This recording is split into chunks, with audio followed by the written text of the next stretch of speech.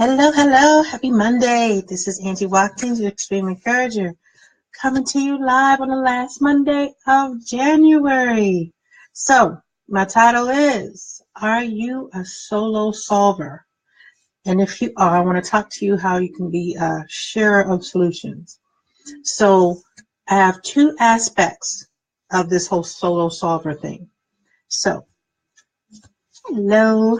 So, are you toiling alone in your office, figuring out things for the business, just going alone by yourself, day in, day out? So, my question is, are you doing it because you just work better by yourself? Or are you doing it because no one else gets it? You know what? It's not even a problem. It's not even worth it trying to explain to someone. They're not going to get it. I can do it faster by myself. I'm good. Okay. And there are a lot of people like that.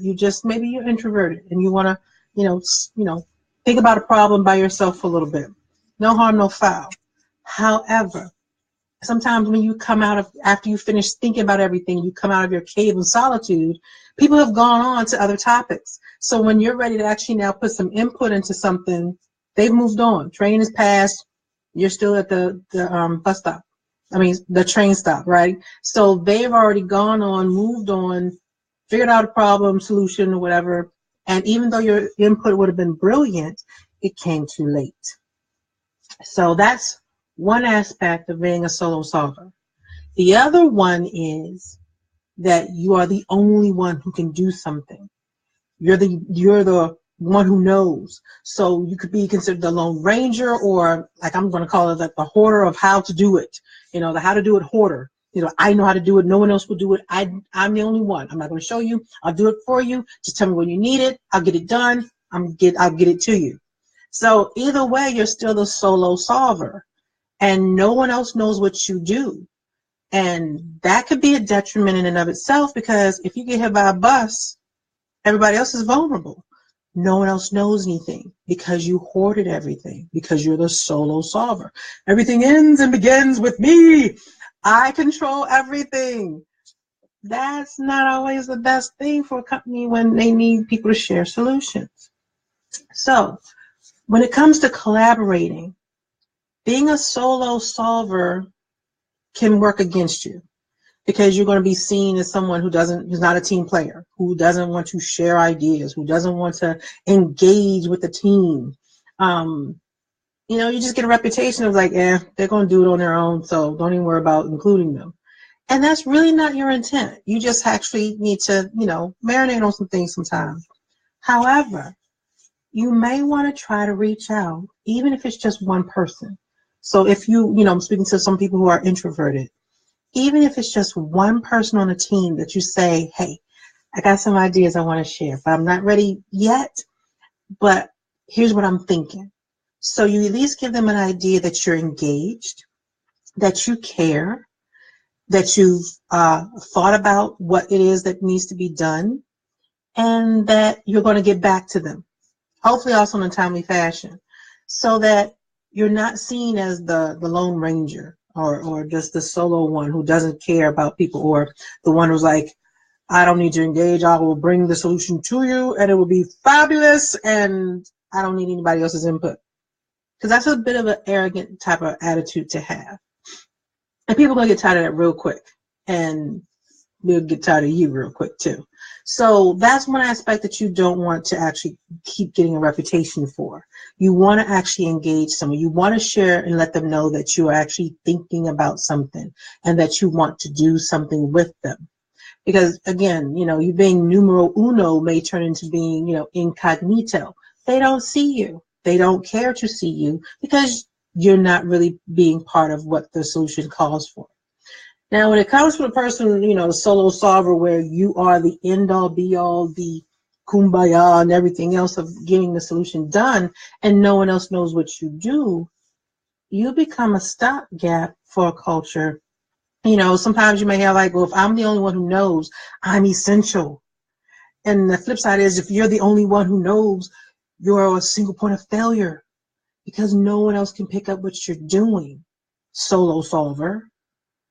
And then you make the company or the organization or the team vulnerable because there's nothing documented so that somebody can pick up and keep going from where you left off.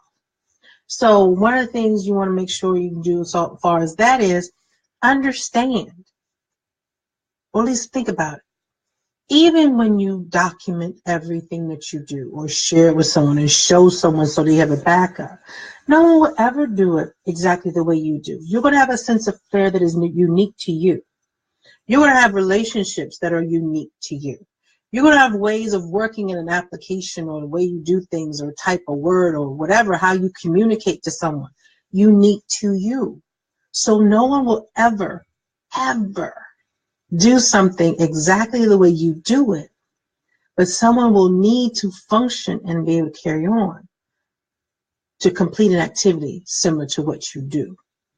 So maybe when you go on vacation, so you're not coming back getting stressed. You go on vacation because you're stressed, and you come back to the same stress because no one else did what was there for you to do because you're the only one who does it because you're the solo solver. So one of the things you want to make sure is that in collaboration and just getting the work done, you need to be able to share your solutions with others. So one, when it comes to collaborating, they can add to it. Or two, when it comes to getting the work done, they can also do it. So maybe you open up yourself to other opportunities, because if you're the same one doing the same thing over and over and over again, when do you get a chance to learn something new? When do you get a chance to expand to something new?